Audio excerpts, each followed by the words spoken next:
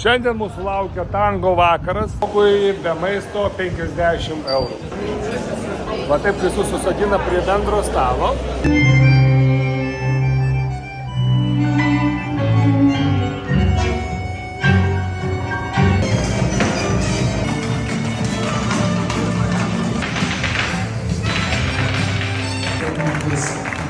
Mes ką tik po pasirodymo ir kaip tau, Milda?